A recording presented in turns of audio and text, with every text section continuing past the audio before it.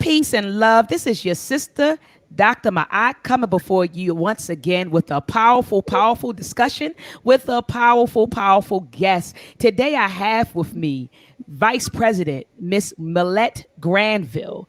Miss Millette Granville is the Vice President of Talent, Diversity, and Inclusion in Organizational Development for Food Line LLC and Ad Hold Delhaize Company. In this role, she leads the development and implementation of strategies that focus on organizational effectiveness, attracting and developing a talented, diverse workforce, and promoting a culture of inclusion.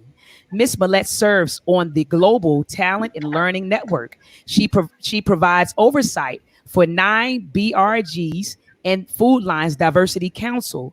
Millette recently completed the at Hodel Hayes Leadership Journey from Purpose to Legacy at Harvard School of Business. Miss Millette's prior roles include VP of Diversity and Inclusion for Time Warner Cable, VP of Diversity and College Recruiting with Wells Fargo, and President / CEO of Granville and Webb HR Connections Incorporated. Ms. Millette served as the immediate past chair of the board of directors for the Urban League of the Central Carolinas. She was recognized by Radio One as a top woman of excellence and was featured in the Savoy magazine as a 2019 top 100 influential woman in corporate America. Miss Millette is a member of the CALIBR Global Leadership Network. She is the author of the book, and I'm going to get this book, Miss Millette. She is the author of the book, The Exceptional Leader, a quick guide to personal branding and leadership development. Miss Millette is a certified diversity professional, a CDP, and holds a Bachelor of Science degree from the University of North Alabama. So without further ado, I would like to present to you our sister, Miss Granville. Peace and love to you, Miss Granville. How are you?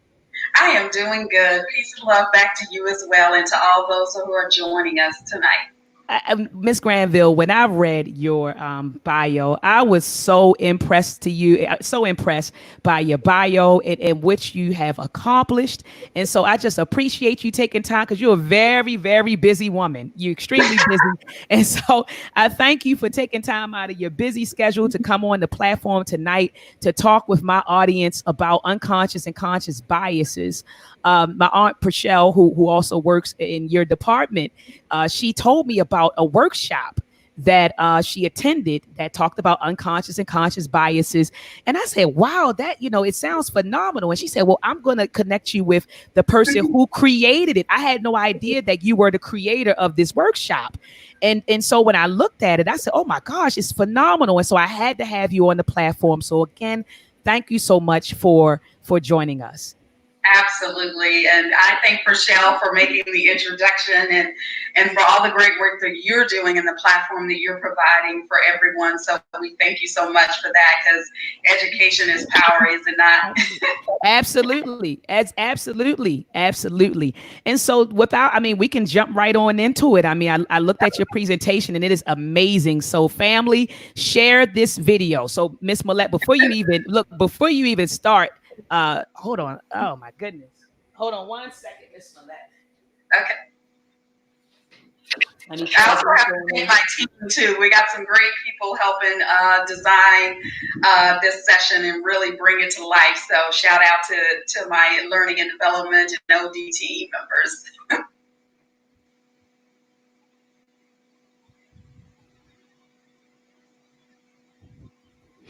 Absolutely.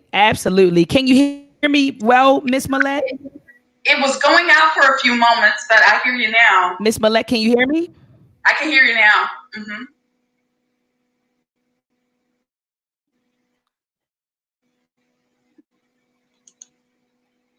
Can you hear me? Okay, so we can jump. All right, beautiful. So we can jump right on in. I'm going to go ahead and allow you to share your screen. Okay. Miss Millette, can you hear me? Yes. Miss Millette, can you hear me? I can. All right, so I'm going to go ahead and yes, ma'am, I hear you loud and clear. So I'm going to go ahead and allow you to share your screen. Okay, I am sharing it. Do you see it? Yes, ma'am, I do. Okay, great. All right, so we'll go ahead and jump in as we are tackling the subject of conscious and unconscious bias. I tell you, I don't know how many of you watched the BET Awards this weekend, and some of the things that were happening with the unique commercials that they had playing. And so one of the things that I saw was a P&G commercial that actually focused on bias. And if you saw the commercial, I think it was really, it said a lot without having to say anything from a dialogue standpoint. It showed a African-American man and his son walking, and the father had on a hoodie, but they were really dressed well. But they showed as they were walking how people were looking at them. You could see the thoughts on people's faces as they were watching them, and then they show him dressed in the suit, getting ready to get on the elevator. And the elevator was full of white professionals on there, and they looked at him, and he was trying to get them to hold the elevator, and they wouldn't. And then they show him in a pool with his son, trying to, I guess, teach him how to swim. And they show that people were getting out of the pool as he was showing his son how to swim and float. And at the end of the video, they walk into the courtroom and they say, "All rise." And it turns out the African-American gentleman was actually the judge. That short video really showed it showed the faces of people and their judgment that they were placing upon them, all based on their own personal biases and experiences. And so it was a real eye-opener to be able to see something done so simply, but to be able to share a really big message. And so our discussion today, and it will be a discussion because I want to hear from you with some of the things that we're going to talk about. We've got some videos and different things that we're going to be sharing with you this evening, and we're just going to share experiences and talk about how critically important understanding your biases are and how they can impact how you interact with other people. And we'll have a few videos to help us along the way. So we're going to get started with our first video to kind of jump our conversation off. I will say, when we think about also what's happening in our country today and the police brutality and all of the things that are going on, bias plays a huge role in how people are quickly able to jump to conclusions. And I want to just tell you one quick story I saw last night that caught my attention on CNN. It was a young African-American man who was just walking, minding his business. Police come up to him and say, they're looking for somebody. And the one officer is having a good conversation with him. He gives him his license.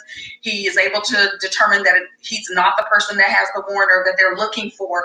But while they were talking, literally another officer came up, didn't ask the other officer, "Hey, is this the person?" or what have you. Nothing. He bum rushed the guy from behind, put him on the ground, and was proceeding to put handcuffs on him. They were tussling, and the gentleman was like resisting, go, "What are you doing? What did I do? What are you doing?" And he broke the gentleman's wrist trying to put the handcuffs on. And as he was doing that, the other officer walks up to him and says, "That's not the guy, right?"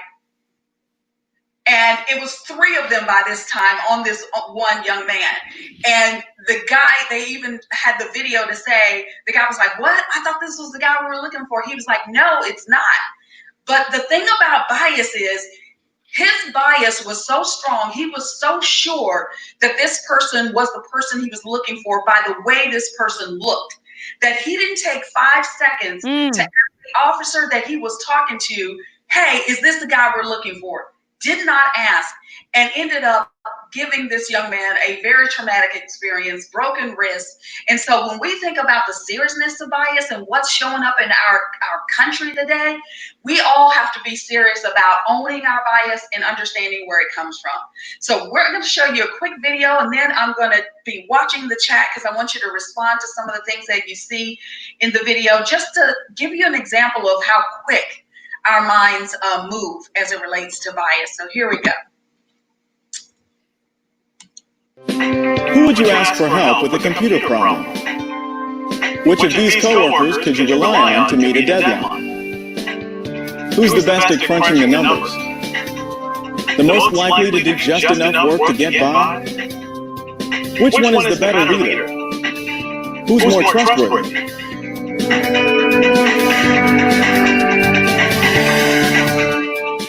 Do you have an answer to these questions? A gut reaction, maybe. You've never met any of these people, so what is your feeling based on? Social scientists call these kinds of judgments unconscious biases.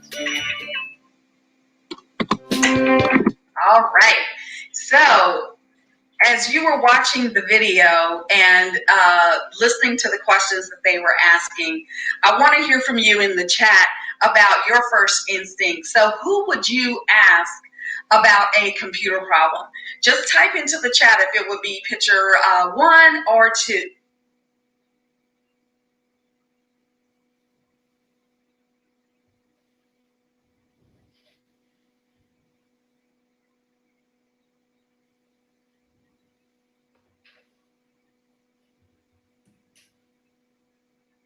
Let's see. I hope everybody was able to see it. Okay.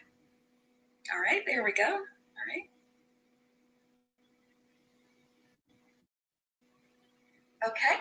Now I'm gonna move to the next set of photos, and then when we're done going through those, we're gonna have a chat about why. So I see that we have several that are looking at picture 1. All right. So let's take a look at the other picture.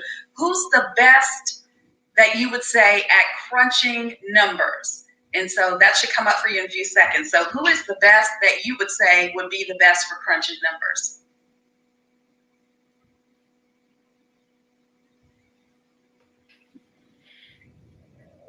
Okay, put that in the chat for me. Okay.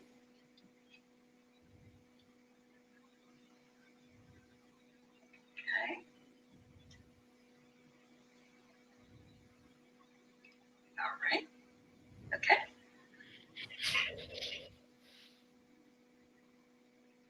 I like that. 2 got my back. All right. That's good. Okay.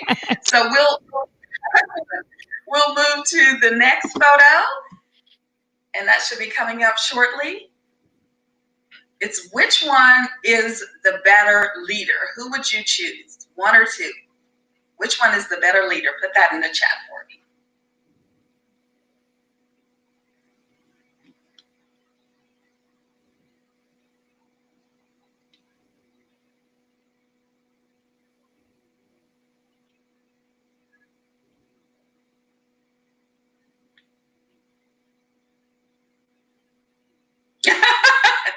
I honestly think, yeah, I agree with you.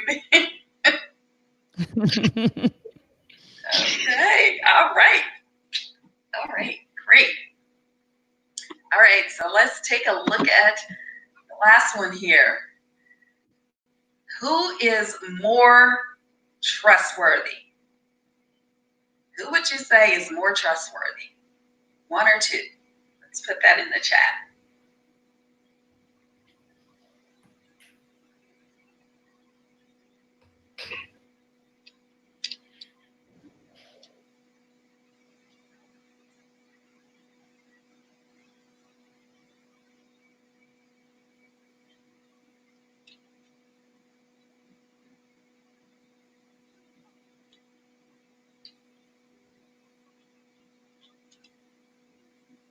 Okay.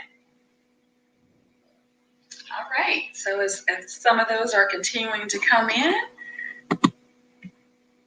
going to just talk a little bit about some of your thoughts around this. And one thing I wanted to just say or ask, this is kind of hard to be able to do it through the chat piece, but how quick was it for you to make your decision? So if we look at the first one about computer problems, the majority of the people thought the person on the left would be the best in with the computer problem. And so my question to anyone out there on the chat is, why did you choose 1 for computer problem?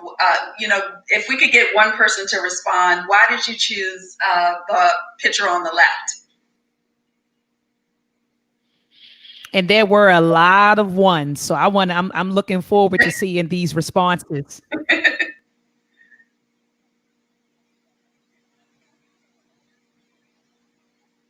And the thing I think too, as people are thinking, is there's so many things that come into play when you are making decisions and assumptions about people. Okay, so we have younger and Asian, and he is younger. He may know more about technology. Okay, and so it's interesting.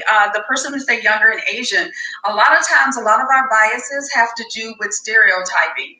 A lot of times, you hear the stereotype. Some people say Asian people are better at technology and computers, and so for some people that would be an automatic, like the person is Asian, they're young, and young, most people think they're going to be naturally better at technology. But what if the person on the right happens to be the chief information officer and could really be the person that's going to solve your problems like in a minute, because this person has background, experience, they've been doing it, they know the system, and they might be the logical person for you to go to. But it's something that I think we all should take note of, is that you didn't have to think long and hard about your selection. Like, our brains immediately go to all of the things that we know or think to be true, or the biases that we have based on stereotypes, and immediately causes us to make those decisions really quickly. And so that becomes really interesting when you think about how fast you make a decision. So let's take a look at better leader. When you think about how you chose better leader, and really a lot of people pretty much chose the person on the right, number 2. So out there on the chat, let me know why you chose number 2 over number 1, over picture number 1 for better leader.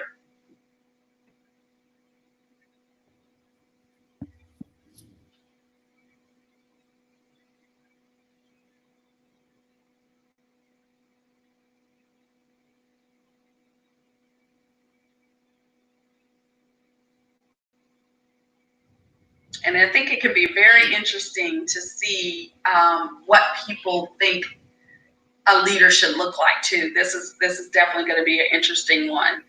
So let me know, somebody on the chat, let me know why you chose picture 2. Did anyone choose picture 2, Miss Millette? For better leader? Yes, for better leader. Did people choose 1 or did people choose 2? I didn't see the chat. Pretty much for better leader, I had almost really everyone chose 2. Okay. The African American gentleman on the right.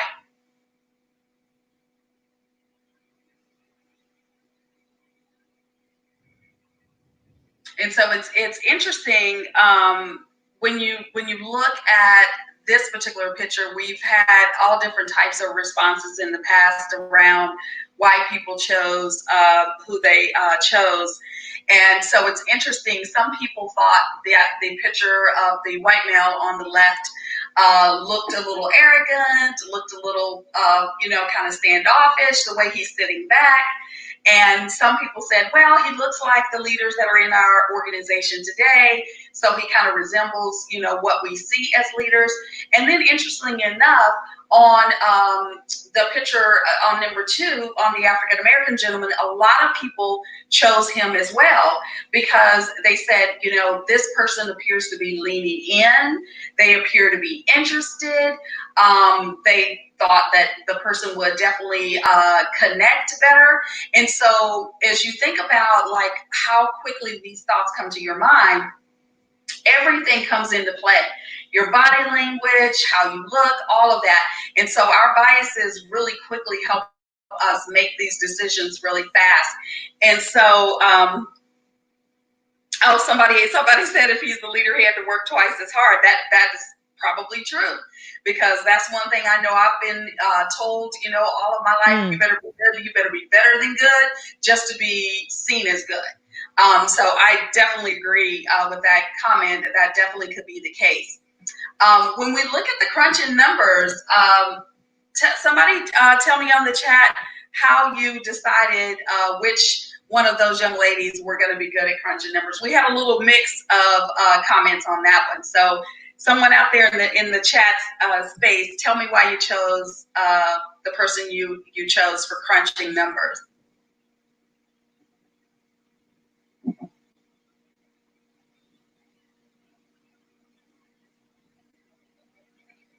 And it is interesting because everything tends to come into play when you are thinking about answering these questions, but your mind is really, really quick with it as well. So hopefully we'll hear from someone around why they chose the person they chose for crunching numbers.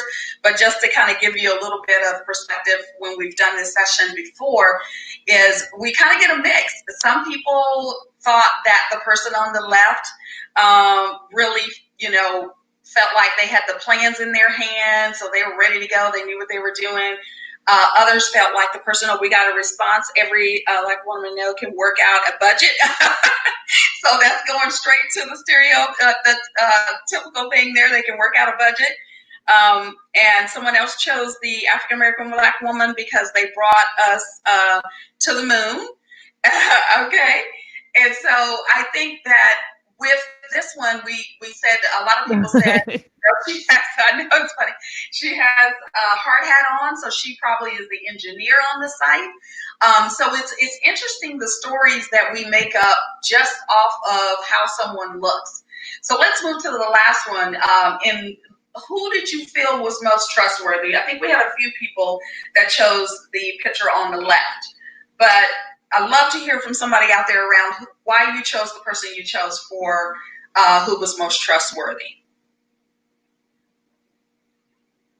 And this was interesting too, because I tell you, we had a lot of debate in the sessions over this last picture because we had all types of stereotypical things coming from the audience when they looked at the person on the right that has the tattoos and all of that. And they were, some people would say, oh, I don't know if this person is trustworthy. I don't know why they did that to themselves. I mean, there were so many things that came out about the idea of the way he looked. And then others on the left was like, this person looks more trustworthy. I don't know how many of you all noticed this person on the left is also in a wheelchair. So some people thought, oh, yes, I think this person would definitely be more trustworthy. So that's what somebody just said. Anyone that puts tattoos on their face doesn't care what anyone thinks. So when you think about that, it really starts to inform how you interact with people. So what I want us to take away from this part of the session is just how quickly you came to your decision, how little you had to think about it in order to make that judgment call. And that is what our unconscious bias can do for us. It can cause us to make, split-second judgments and reactions to how we treat people.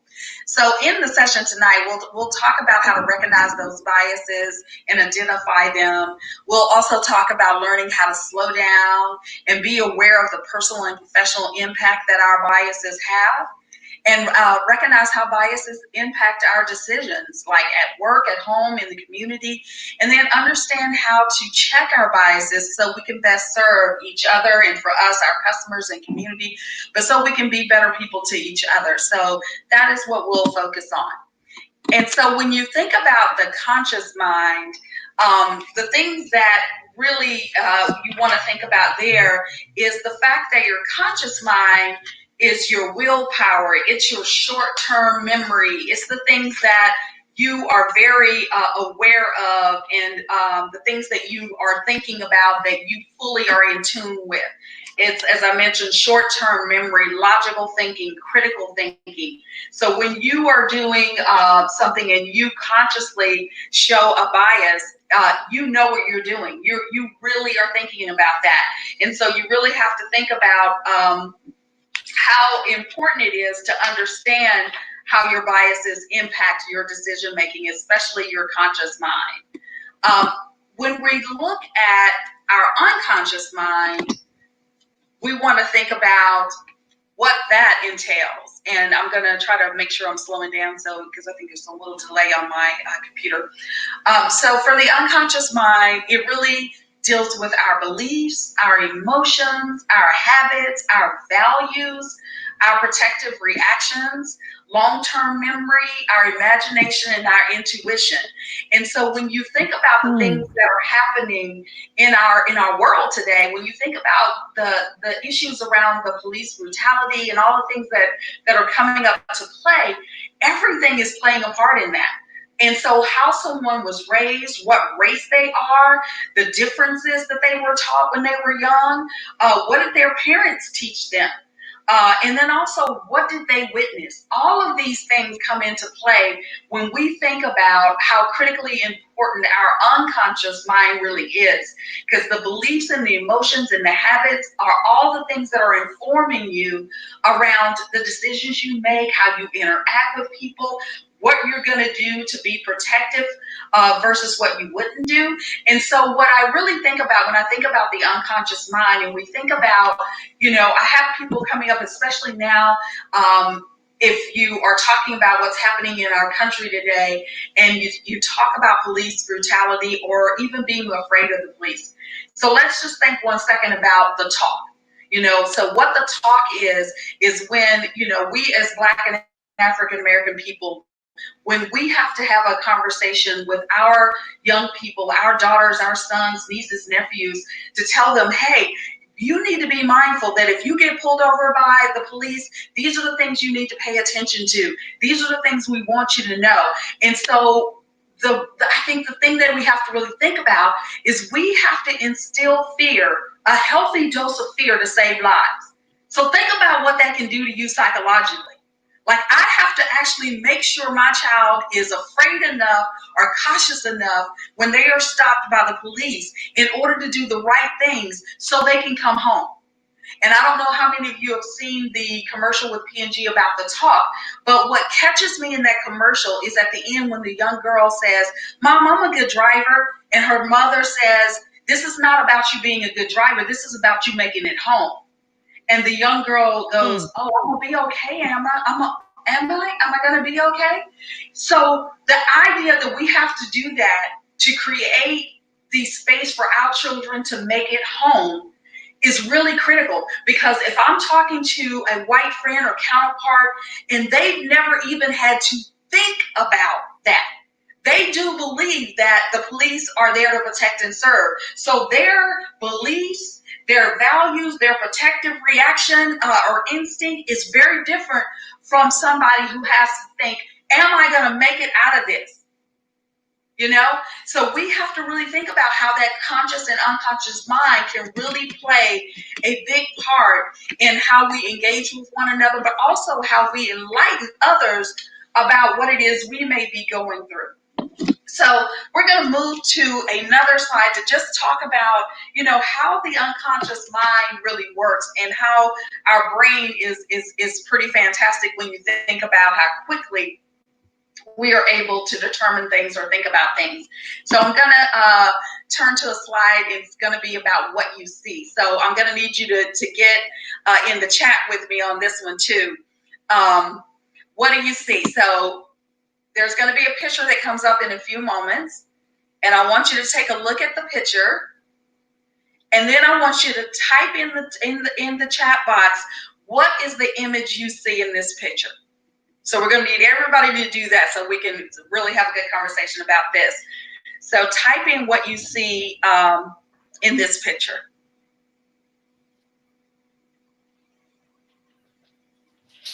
Okay, somebody say a rabbit. Good, thank you. Okay, an African American woman. All right, thank you.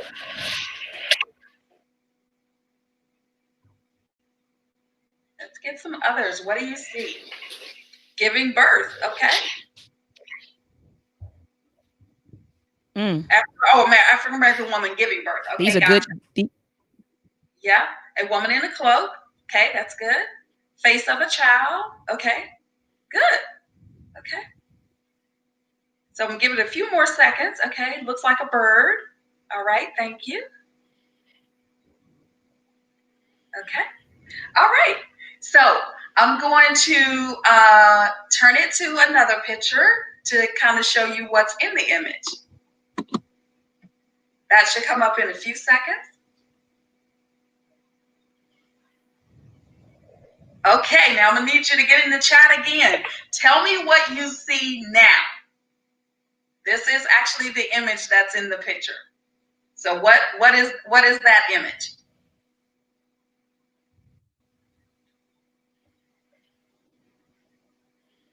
Yes, okay, a cow, absolutely.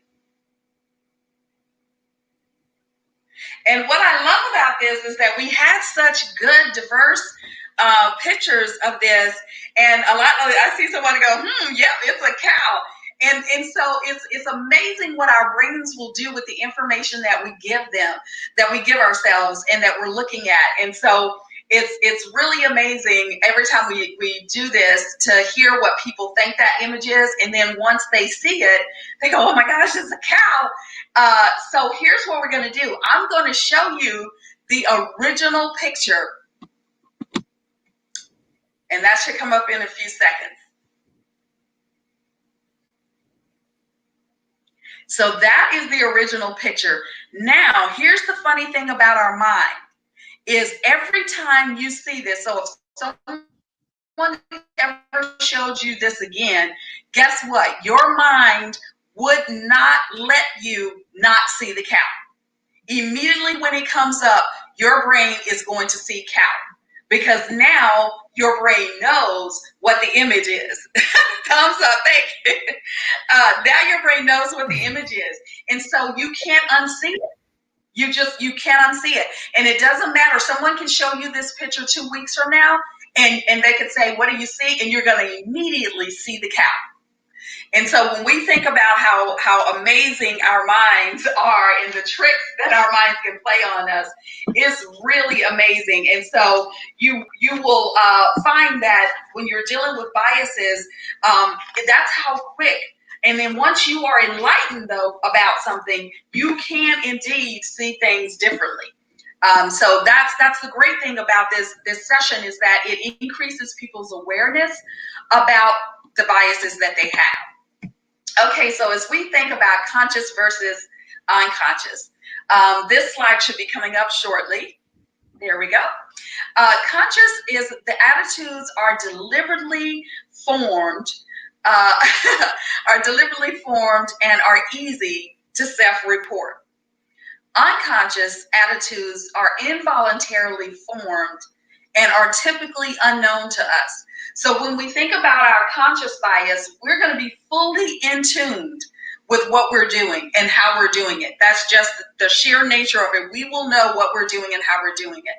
But the unconscious is where we can get into some trouble sometimes because at the end of the day, the unconscious is happening so involuntarily. So if you think about the exercise we did at the beginning with the photos, you did not have to think hard at all to come up with your thoughts around who was going to be better to do what.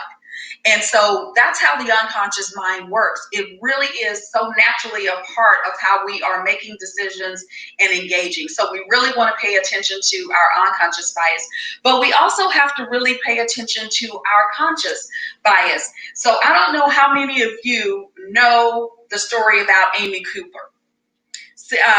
In the chat box, just tell me yes if you know who Amy Cooper is.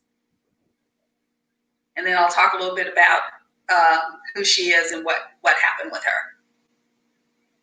So just let me know if you are familiar with who Amy Cooper is.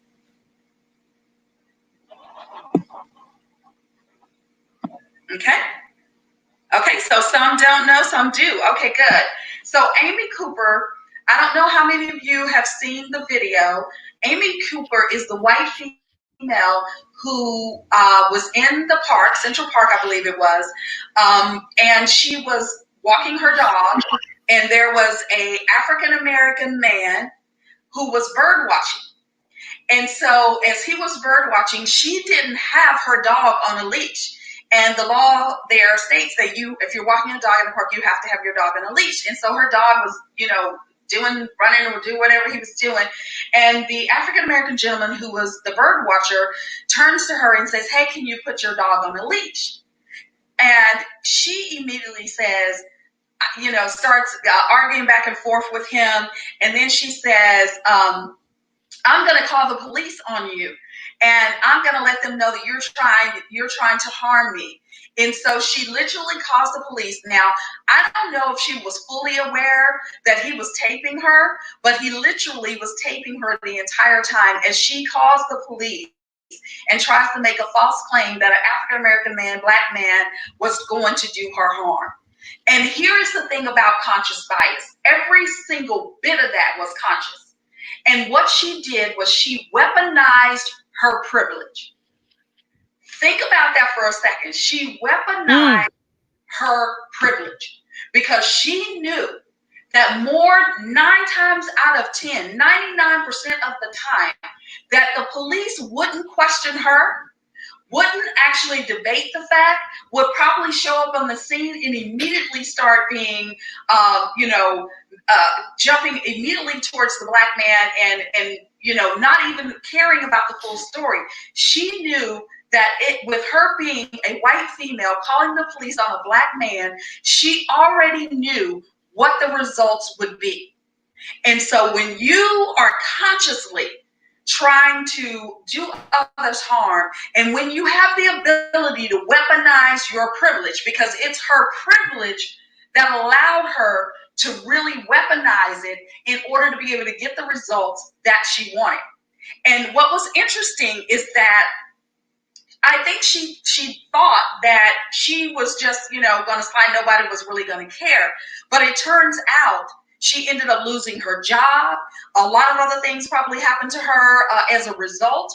But hopefully it did teach her a lesson around the fact that you may think you are getting away with what you're doing, but thank goodness for the cell phones and the phones, because at the end of the day, she actually did us a favor by allowing her stupidity to show up the way it did, and for him to film it and be able to put that on national news so that people could see what weaponizing privilege looks like, what conscious bias looks like.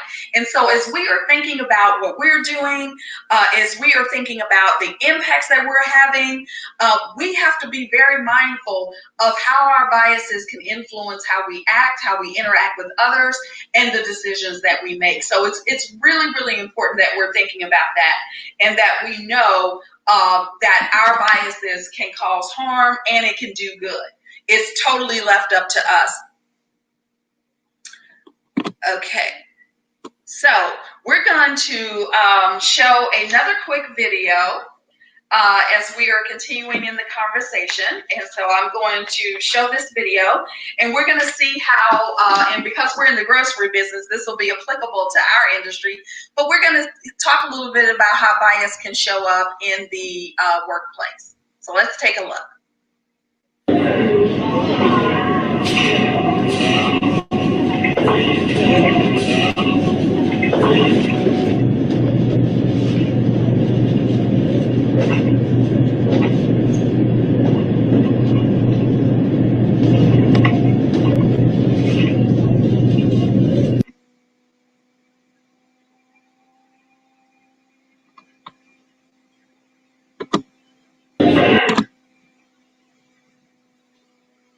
Okay, so in looking at that video, what was your first impression? So we're definitely going to need you in the chat on this. What was your first impression of the gentleman buying his groceries?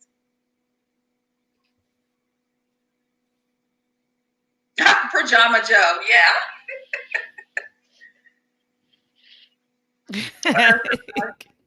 What are some other first impressions?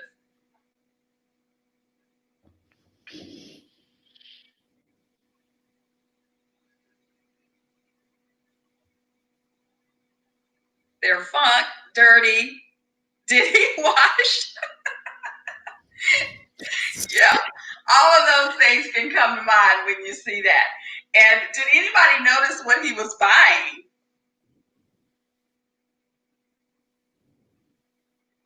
got some non-healthy things going on in that basket. Got beer and I believe donuts was in the basket. And so, yeah, so we make all kinds of things. Run to the store for his wife. Yeah, that could definitely be the truth. Inappropriate attire, unemployed. That's a good one. Yeah. So it's amazing to me, all the things that can go into our thinking in our mind when we see people and we see how they're dressed and everything, and we're really writing their story for them, right? Unhealthy, yes, beer, unhealthy. We're really writing their story for them. Well, the inspiration for this video was actually based off of a different situation that happened actually in one of our stores. And so a gentleman came in. He actually was wearing pajamas. He was wearing pajamas. He came in and everybody was looking at him. And like I said, some of the associates go, "What's going on with him?" Like I said, I don't know what's happening. Is he unemployed? What is happening with him? And so people were kind of, standoffish. But then the manager came up to the gentleman and started talking to him. And so the gentleman said, what's on the pallets that you're unloading? So they were unloading pallets and getting ready to do, some stocking and everything. And so they were unloading the pallets, and he was saying, "Oh, well, this is this, and this is this type of food, and we're, getting ready to stock up and everything." And so he looks at the store manager and he says, "I want to buy all the pallets." And the store manager was like, "What?" He said, "Yes, I would like to purchase several of those pallets of food. And I will have my guys come up to pick it up so they can take it to the food shelters and to the food pantries and things. And I would like to purchase several of the pallets." And the store manager was in complete disbelief. He could not believe it.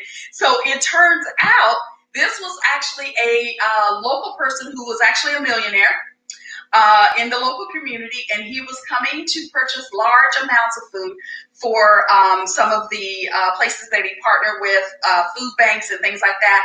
And imagine, though, if they had treated him like what they were thinking in their minds and saying, who is this person? They're, up to no good.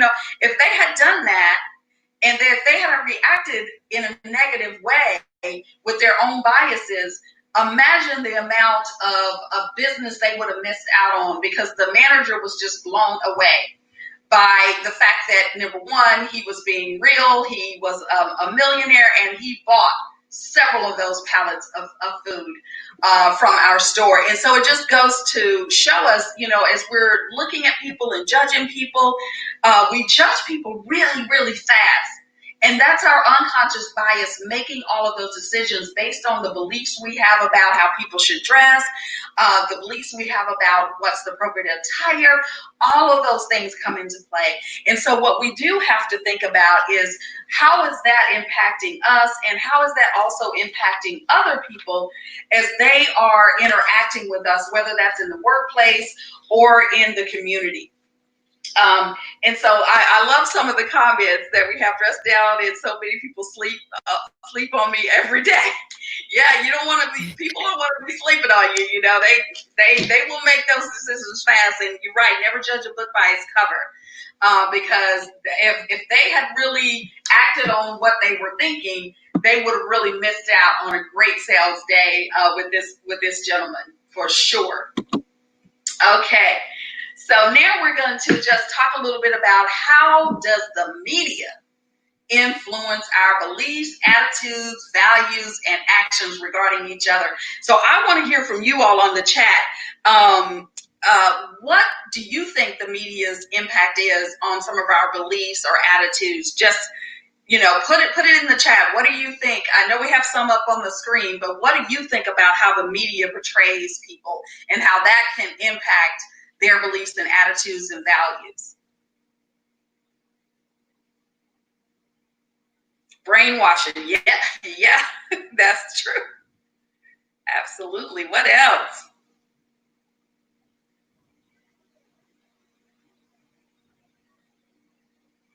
What other thoughts do we have about how the media can impact how people's beliefs and attitudes towards others can be?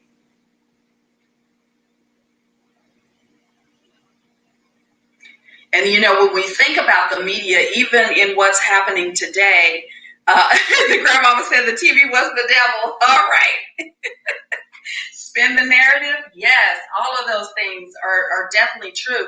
And when you think about, our current situation, and you see some of the things that come up, and you see the imaging that was being portrayed on some of the media, it can have a great deal of impact on how people are seeing what's going on.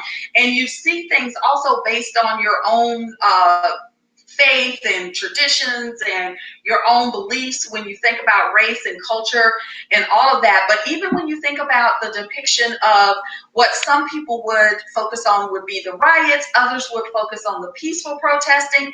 But if we didn't take time to really think about some of those images, we could get caught up in what the media wants to portray for us. And so that's when we really have to think, what is media doing to really impact your own beliefs and attitudes about what's happening, even looking at COVID-19. Think about how crazy the media is around COVID, because you have some people who feel, okay, we need to get a grip on this. We need to have a sense of urgency about social distancing. We need to wear masks. And then you've got another set of people who are saying, oh, it's not that bad. I don't think we should really focus on this. I'm not going to wear a mask. I have a right to live in a free country. And so these kind of things are very impactful, because they are truly creating life and death situations for people across this country. Because for those who really believe that it's no big deal and I shouldn't wear a mask and I shouldn't social distance, what's going to happen when somebody gets it in their family, or they give it to someone in their family? And now you've got to deal with the reality of what a pandemic can really do. And so we have to think about that also when we think about, the images that we let our children see. We were just talking before the session about how television images, and you have to really watch what you digest visually, because it will have a big impact on how you treat others, what you think about others. And so it's important that we diversify our media intake and our ability to determine whether media is going to be the only thing that influences us. We've got to be very vigilant about that for our young people, for our children, because these images are forming how they think about themselves. And I think about something that's been around for years that I would say in the Black and African American community we still deal with, and that's colorism. When you think about the biases that come along with colorism, it's amazing. Yeah, and we are still talking about it to this day. I just saw the second phase of Dark Girls 2 that was featured on Oprah last week. And the fact that we are still dealing with colorism the way we are today is not only discouraging, it's disheartening, and we have to be a part of the narrative that helps change that. And so when you're thinking about absolutely. When you are thinking about your biases, and when you're thinking about perceptions of others, really take a moment to check yourself about, hey, what's influencing my my bias? Am I, really jumping to conclusion too quick? And so we really want to think about those things, because it really truly makes a difference. And so now I'm going to shift a little bit and talk about privilege, because we can't talk about the impact of biases without understanding the impact of earned versus unearned privilege. So, quick question in the chat box. Who is left-handed in the group tonight? If you are left-handed, say yes. If you're not left-handed, say no. Send that to me in the chat so we can see what we got in our audience.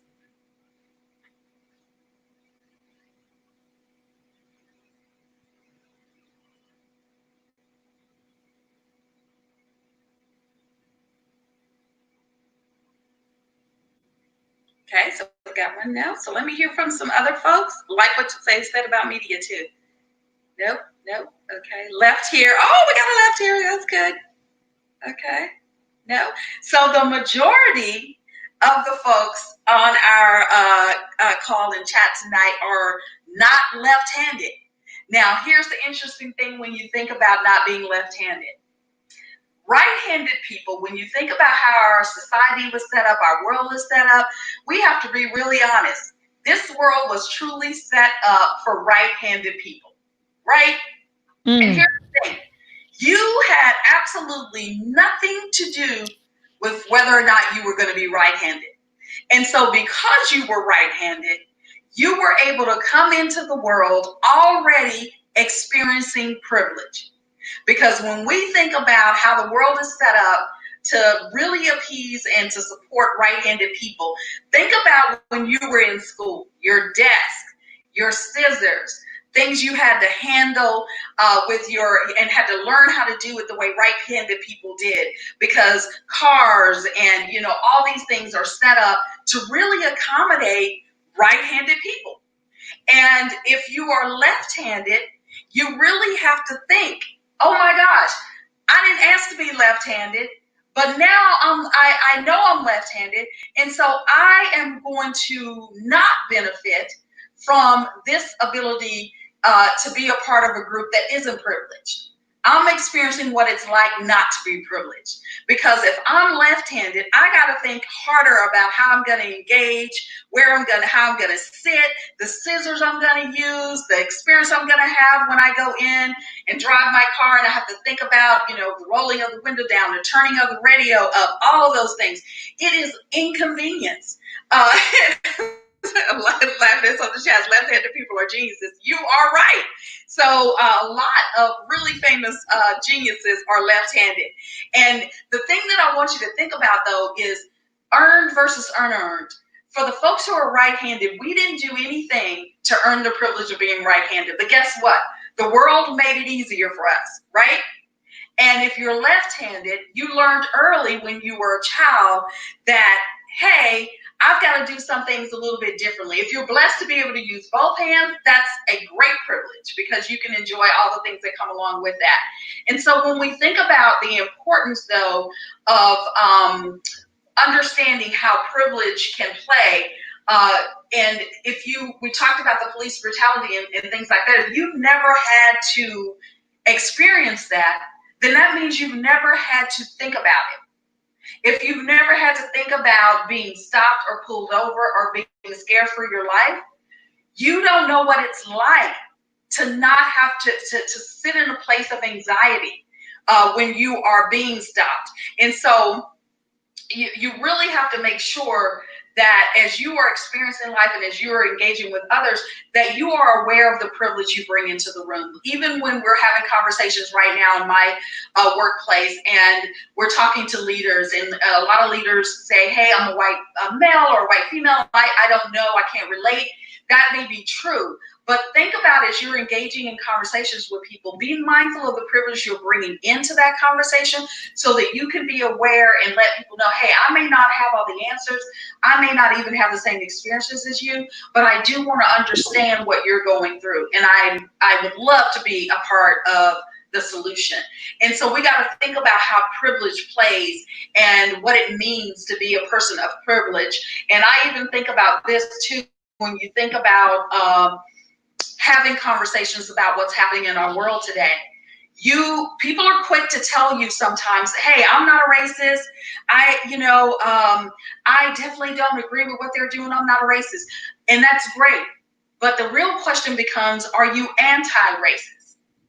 And then that comes with, if you are anti-racist, are you willing to admit that you have been able to benefit from and have privileges based off racism? And so if you're going to have a real conversation, you've got to put all of that on the table, because to just say you're not racist is not enough.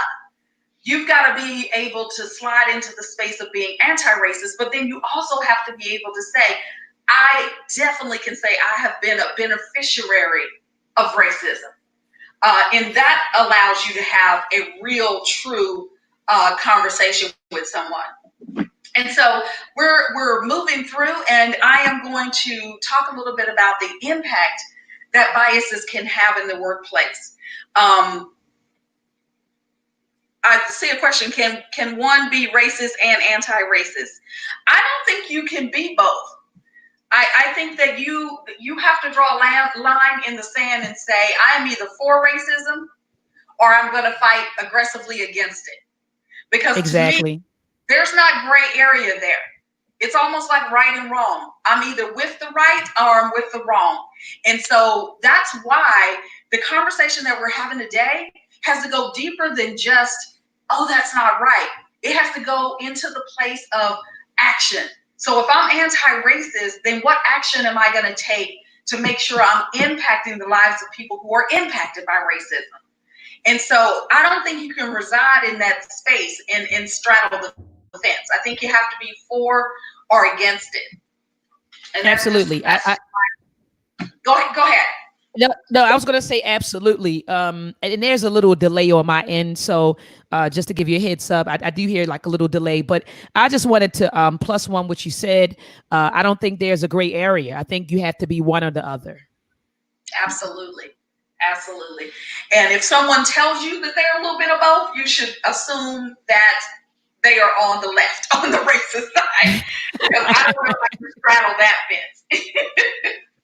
I definitely don't know how you straddle that fence. Okay. So what I want to do now, we're rearing up to the end. I want to show you a video that can speak to how privilege can come into play in the workplace.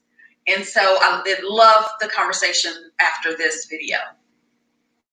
And it probably is going to be a few seconds. It looks like delayed.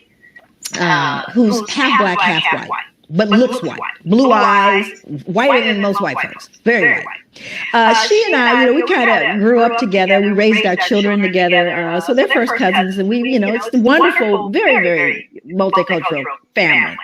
So we're going in a Safeway one day. And Kathleen, my sister-in-law, is in front of me. And she's, writing a check for her groceries. Now, my daughter, who at the time was 10 years old, was standing with me, and I was directly behind her, getting ready to get my groceries. So Kathleen comes up, and the checker, who's a strawberry blonde, freckled, very delightful, warm, the checker, this young woman, is talking to Kathleen. Hey, how you doing? This is a nice day today. They're just chatting up. And she says, yes. So Kathy writes her check, and she steps off to the side with her groceries because she's writing for me. So I come up. No conversation. She looks up at me. Absolutely no, just a little chatter. And I write my check. My daughter, however, is 10, notices immediately the difference in how she responds to me. So I write my check, and she goes, I'm going to need 2 pieces of ID. At which point, my daughter looks at me, and she gets very, very embarrassed, and tears are kind of coming from her eye, like, Mommy, you're not going to let her do this. Why is she doing this to us, right? So I'm trying to figure out what I should do, because behind me are 2 elderly white women, right? And I'm thinking, okay, so then I become the angry black woman, right? And they're going to be, and I'm just trying to second guess all the drama. So then I just give her the 2 pieces of ID. I said, some things you got to choose your battles, right? And then it gets worse. She pulls out the bad check book. Right? So this is the book that shows the people who've written bad checks. So she starts searching for my license in the bad checks, at which point it's just out of control now. Just as I'm standing there trying to decide what to do, and it's really deeply humiliating. Now my daughter is in full-blown emotionally upset, who's 10. My sister-in-law walks back over. And she steps in and she says, excuse me, why are you doing this? And the checker goes, well, what do you mean? She goes, why are you taking her through all of these changes? Why are you doing that? She goes, well, this is our policy. She goes, no, it's not your policy because you didn't do that with me. Oh, well, I know you've been. She goes, no, she's been here for years. I've only lived here for 3 months. And so at this point, the 2 white elderly ladies go, I can't believe what this checker has done with this woman. And it's totally unacceptable. At which point the manager walks over. So the manager walks over and says, is there a problem here? And then my sister-in-law again responds. She goes, yes, there is a problem here. Here is what happened.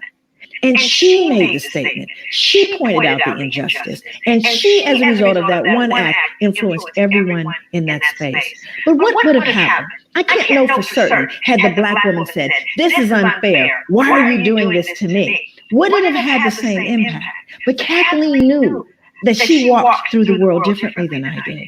And she used to educate and make right a situation that was wrong. That's what you can do every single day.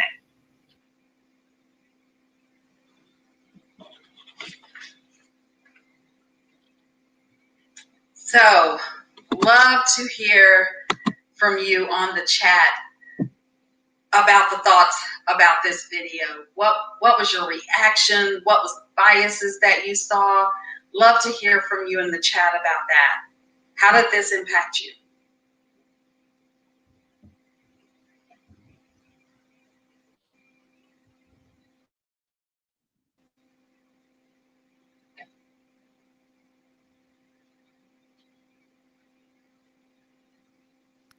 Come on, family. I tell you this. Yes, come on, family. This is one that gets me every time. What biases were there? Yes, what biases were out there that you saw in that video or that you heard from her story?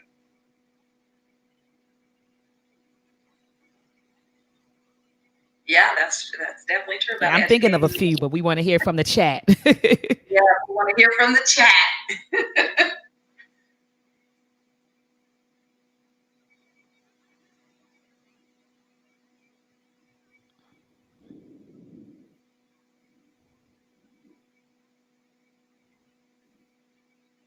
And I think what's interesting too, I'd love to hear from you as well while we're waiting on some of the chat to come through. Okay. All right. Well, can you hear me, Miss Millette, loud and clear? Or is it like a slight delay? I think it's still a slight delay. Yeah, on my end it's not. I hear you really clearly. Okay, great. Well, the first thing I thought about was, she asked her for 2 pieces of ID. She didn't do that for, I believe you said it was a woman before her, but, she looked at her, and of course, based on her skin tone, she asked her for 2 pieces of ID.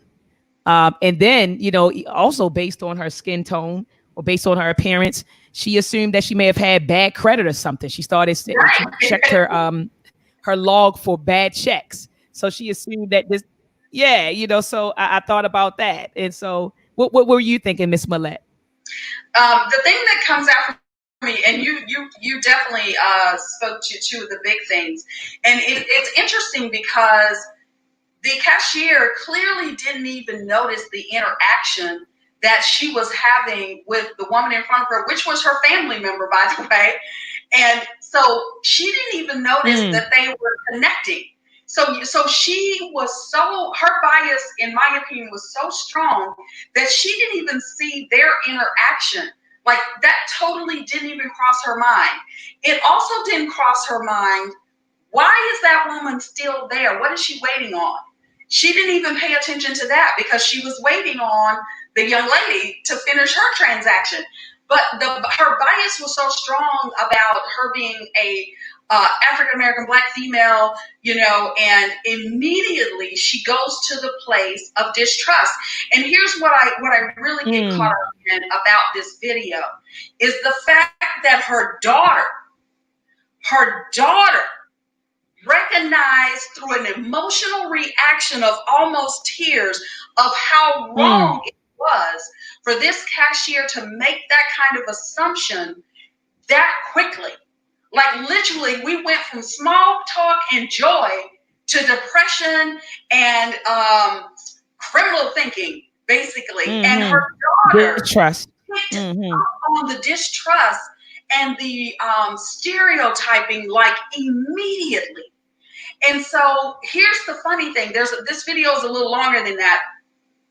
While this is happening, there are 2 other white women behind her and her daughter who, because her family member came back up and intervened and decided to use her privilege for good to say, why are you doing this? And because she questioned her and said, no, you didn't ask me for that. And she said, I haven't been here. She's been here for a long time. I just been here for 3 months. Well, the other end of that video, the other people that are behind her starts going, yeah, why are you treating her like this? And at the end of the day, the example of how her family member stood up and used her privilege to set that wrong right and to make sure that she knew, hey, we know what you're doing and this is not right. She was able to get other people to see that and vocalize their frustration for how the young lady was being treated. And so it really just speaks to, we all have a choice about how we use our privilege. We have a choice about how we check ourselves on our biases. And we have to know that everything that we do has a cause and effect. And I guarantee you that young girl watching her mom go through this is never going to forget that experience. And now she's got another layer of memory and unconscious bias in her head thinking about what just happened. And so that will cause her to be different as it relates to how she interacts with other people, the thoughts that she's going to have in her mind about how someone's going to treat her.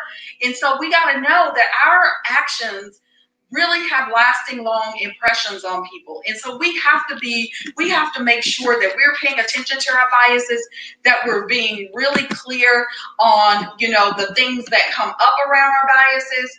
And we have to take a stand for how we use our privilege too. And so that video to me really gets a lot of things going for me about what people do and how they infringe on other people's experiences based on their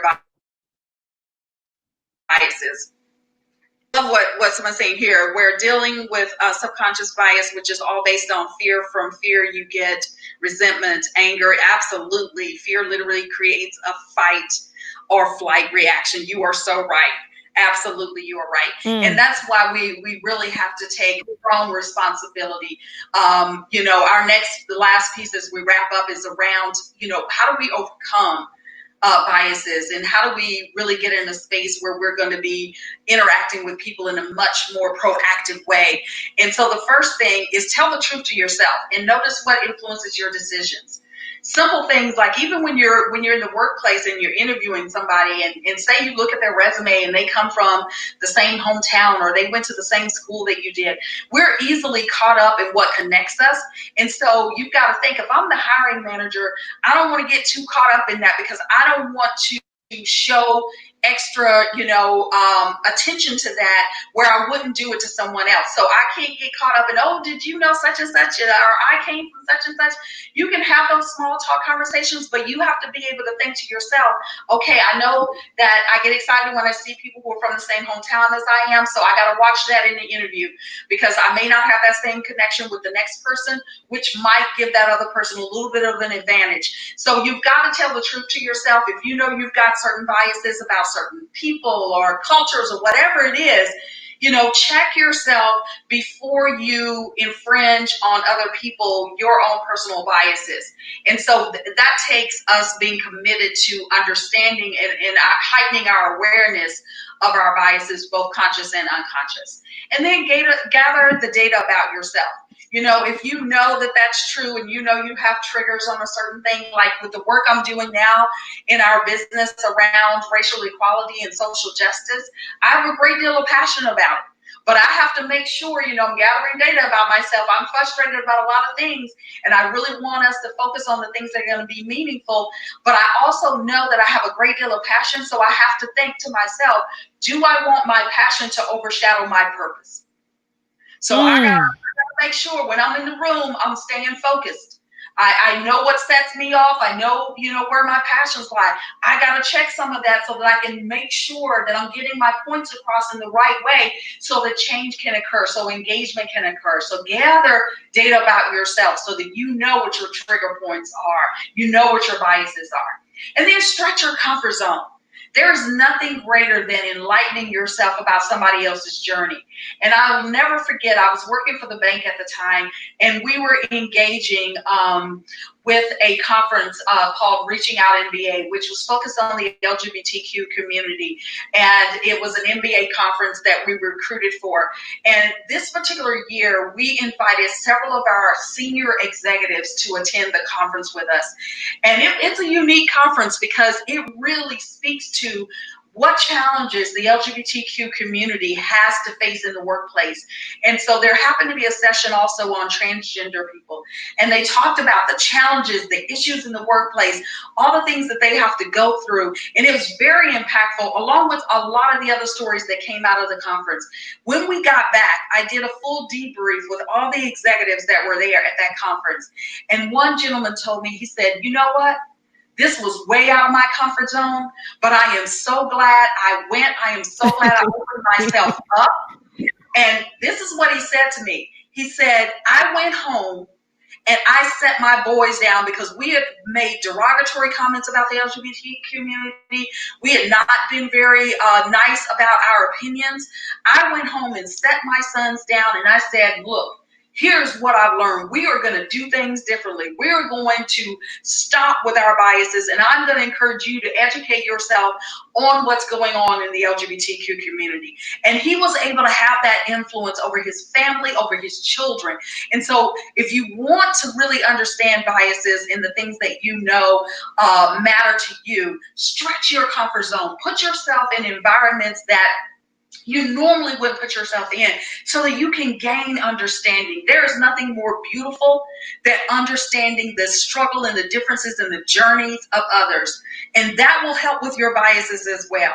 And I love what somebody said, we have more in common than we do not. Absolutely. And so we're all human at the core of everything. So stretch yourself, get out of your comfort zone, and then stimulate curiosity about others. If you want to know more about a particular culture or what have you, be respectful and engage in meaningful conversation, but don't be ignorant about it. You know, if you want to engage in a conversation about racism, you need to learn a little bit more about the history of racism before you jump fully in, so that you can at least have some perspective. Because the curiosity is what will drive you to go and get that additional information, to be fully informed, not holistically, not saying you'll ever know everything about any topic, but if you're serious about having an engaging and authentic conversation, you will absolutely be able to engage and understand biases and have that be a part of how you engage with others. And so as we wrap, I'd actually like to come out of the presentation and see if there are any questions, but I'd also like to hear from you as well about your thoughts about biases and what people think they may do even differently after being a part of this discussion. So love to hear from the chat as well. Is, you know, what things do you think you may do differently or think differently about as it relates to your own bias? Right, all lives matter. Exactly. All right. So you're gonna stop sharing. Yes, yes, I'm going to get out here. Okay, there we go. Now let's stop sharing. There we go.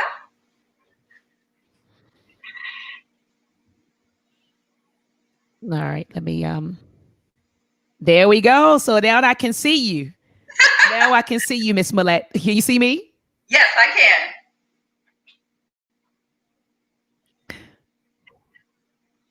can. Okay. Yeah, it's still like a little a bit of a delay Yeah. on my end. That was a very, very powerful.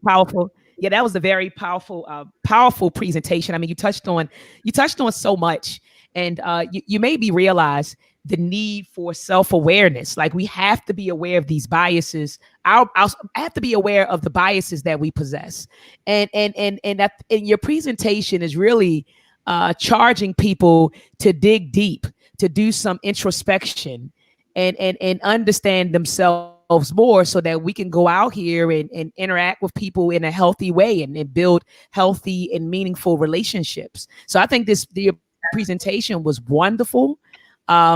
Wonderful. And the first time I heard of Unconscious and Conscious Biases is when I read the book, The New Jim Crow by Dr. Michelle Alexander.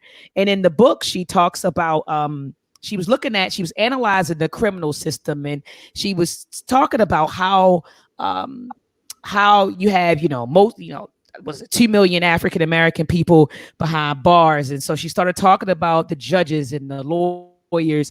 And she was saying that, even judges, lawyers, or whomever, when they come to work, they bring their biases with them. So their biases about, people of color, brown people, black people, they bring that stuff, they bring it all to work with them. And even when you put it in the context of business, and you talked about, what happened at Food Lion, we bring our biases with us wherever we go. And so I think your presentation is charging us to be mindful, of the things that we think, and the biases that we possess. So thank you so much for it. Absolutely. And you just hit it on the head. It's making us mindful. Being mindful about everything that we do is the important piece there, and heightening your sense of awareness, because it is so important as we engage with one another that we are mindful about what experiences and biases that we bring to the table. And I'm seeing some of the chats that's come through. I found that most people with bias thoughts and behaviors usually have low self-esteem, self-confidence issues. Fear is a defense mechanism. All of that is very true. Fear is a defense mechanism. And then a lot of times I think too with people, if you're human, you've got biases, because every part of how we are formed and how we grew up and all of that comes into play around how we make decisions. And the gift to understanding that is the idea of being able to heighten your awareness so that you can slow yourself down enough to stop and think, what bias am I bringing into this decision? What biases am I having as I'm interacting with someone? So all of that is very, very true when you think about the importance of biases. Oh, thank you so much for the. And I'm glad that you brought up. I'm glad.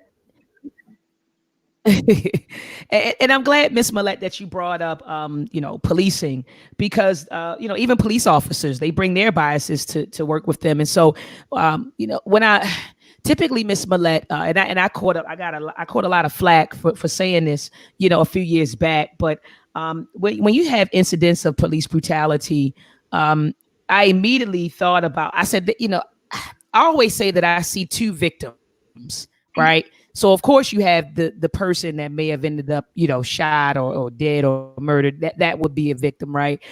But also that police officer, in my opinion, is a victim.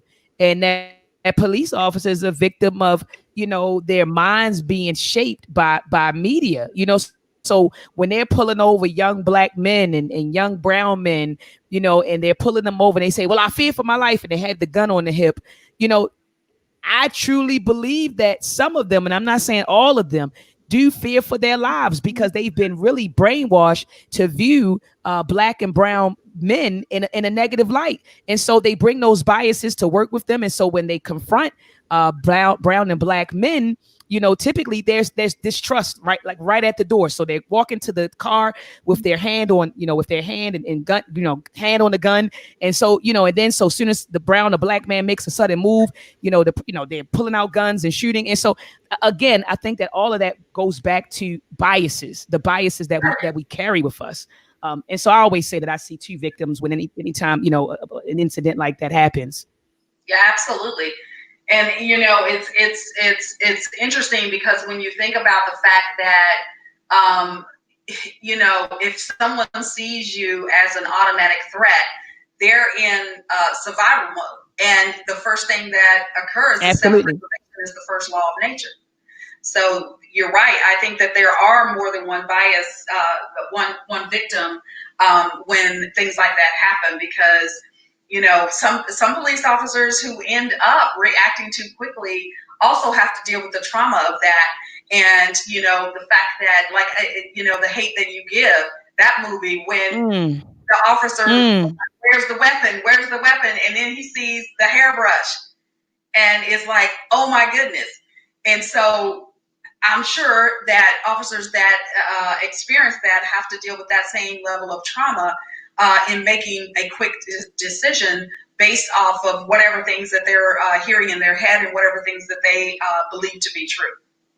Absolutely. Absolutely. And I love that you brought up, and my cousin, she's been trying to get me to watch the Oprah Winfrey show about dark skinned women, and I haven't had an opportunity to view it. But I love that you brought up colorism and how that still, exists or is still prevalent in our community. So, in order to eliminate these things, like you say, it goes back to being just aware of them. And as you said in your last slide, you said we have to collect data on ourselves and get to know ourselves so that we can be aware of these things. So you hit on a lot of things, Miss Millette, and I thank you so much for coming on the platform tonight. Family, do you have any questions before we end? Do you have any questions for Miss Millette? Any questions, Miss Millette? If someone wants to contact you, how can they contact you, Miss Millette? They can email me. I'll give you my personal email address. It's Millette, Millette, .Granville, GRANV as in Victor, ILLE, at speakmg, and that's SPEAKMG.com. All right, beautiful. Are there any questions, family? We're monitoring the chat right now. Do you have any questions for Miss Millette before we end? I see a lot of comments. They're like, good presentation, great presentation. Oh yeah, they loved you. And I love them too. I thank you for this format. I really do think it's important what you are doing and the engaging conversations that you are having. It's really awesome. Thank you so much. Thank you so much, Miss Millette. All right, so I don't see any questions. I see more comments. It says someone says we are under attack from media, that it becomes very hard to protect our children. Can you expound? Oh, so questions are coming in, and someone says, how would you handle friends who? How do you handle friends who want you to tell them what to do? So he said white friends. White friends. Okay, so that's a good question, and what I would tell them is, I'm thrilled that you're interested in being a part of the solution or providing help for what's going on. But what I would like to do is to have you do some work on your own around really understanding the history of racism and police brutality in our country. And then I would love to come back with you and have a great conversation about what you learned. Because before we can have a true in-depth dialogue about what I may be experiencing, I need you to at least know some historical perspective around police brutality in the Black community. And that way, when we engage, you may be able to ask me even more great questions. I can enlighten you on some of the things that you learned, and we can be on not necessarily an even playing field, but we can have a really good, robust dialogue. Because I think what's happening a lot of times is, if you have white friends, they want to know how they can help. The first thing you can do to help is to get a good understanding of the situation, not just George Floyd, not just Breonna Taylor, not just the things that you're hearing now, but dig a little deeper. Look at the history over the last 100+ years, but you can even go back 20 years and look at the systemic racism that is happening, and have them do their own little homework. Because a lot of times what ends up happening is that they want us to also tell them what we want them to do. And we could do that, but why that wouldn't really help the understanding of the situation. So give them an opportunity to do some homework and dig in themselves, and then have them come back and have a conversation. Because that way the conversation is going to be much more meaningful. Also, we would hope that they would have also learned some more information about what's happening, so that their conversation with you could be much more meatier and much more meaningful. So, I always say, don't let people off the hook just wanting to pull from you. You've got to do some pushing and pulling. So they've got to do some work themselves, just so that they can have a better understanding, so you can have a meaningful conversation. Absolutely. I mean, absolutely. I couldn't agree with you more. Family, any other questions? I know Brother Shesmu asked, I mean, he said, can you expound, I guess, talking about how we're under attack well, he says we are under attack from media. And so he says it's hard to protect our children. Can you expound? Brother Shesmu, I don't quite understand, brother, what your question is or what you want us to elaborate on. I'm not sure. Melanin Associates asked, why are we always it says looking to self when we are the victims of their bullying nature? So why are we, he says, why? Mm-hmm. I'm reading it too. I'm like, why are we always, oh,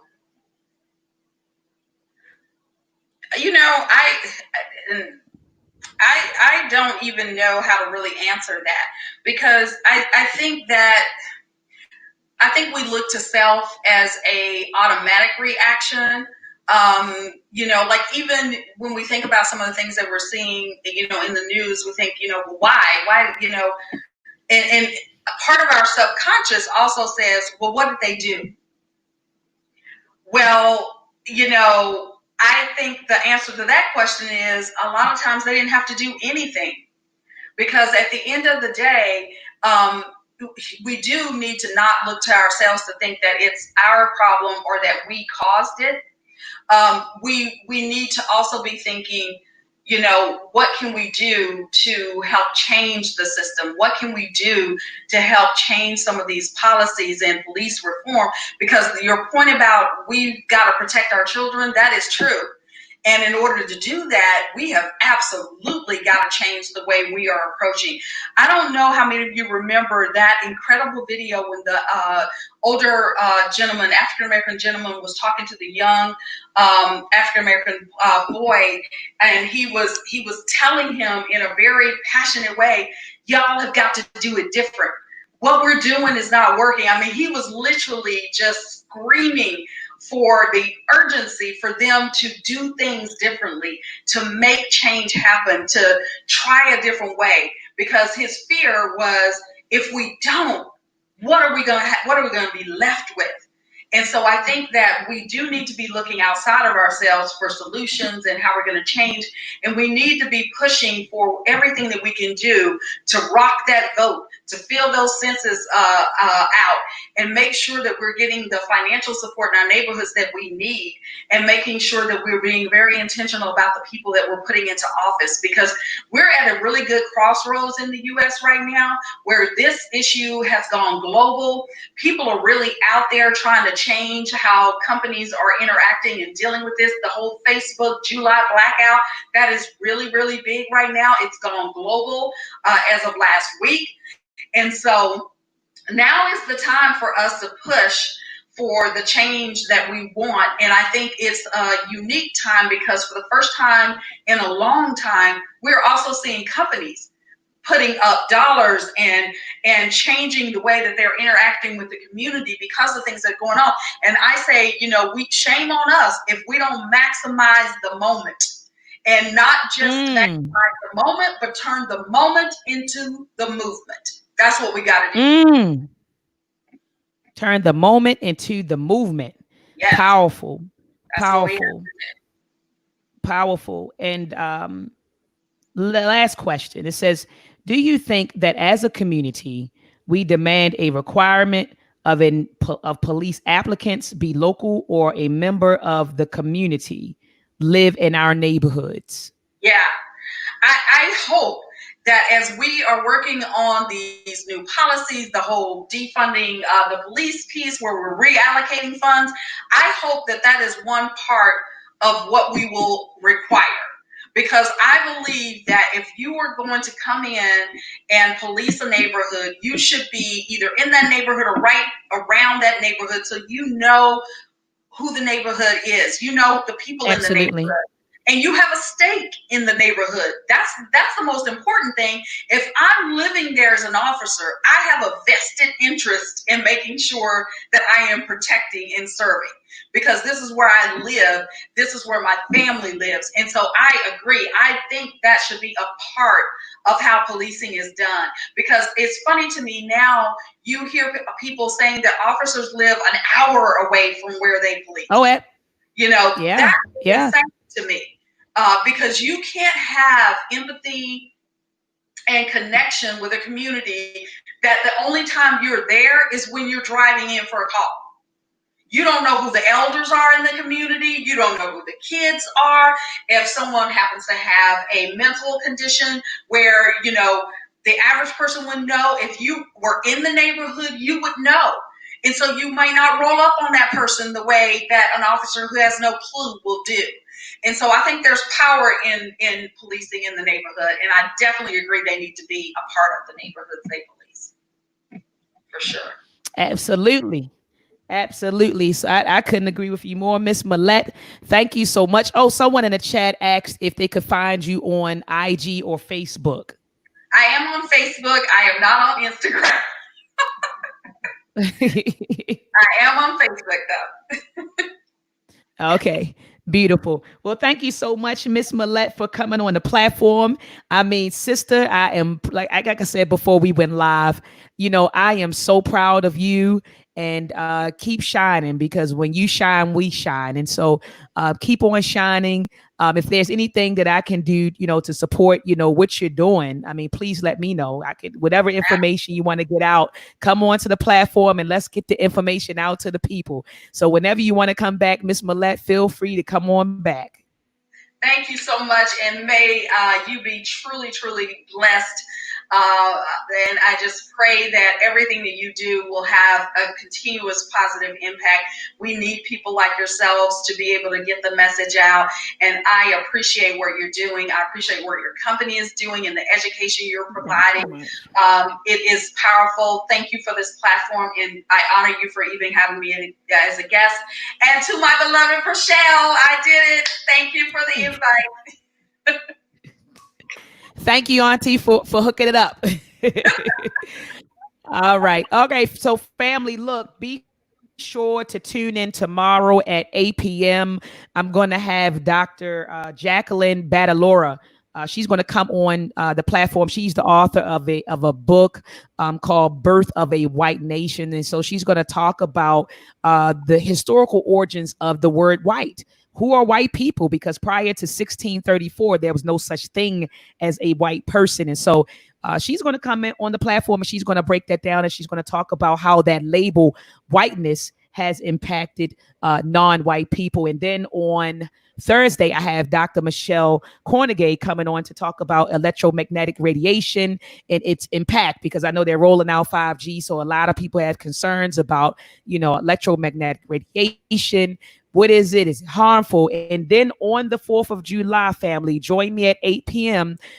I'm going to interview Dr. Takai Kilimanjaro. He's going to come back to talk about the 4th of July, the history of the 4th of July, and if why or why not? Why should we or should not celebrate the 4th? And so Doc is going to come back on the 4th. So all of these shows will be aired at 8 p.m. So join me right here on this channel. Please subscribe to the channel, thumb up all of the videos, subscribe to the channel, hit the notification bell so that anytime I go live, you will be notified. Thank you for joining us. Peace and Black Power. Thank you. Good night.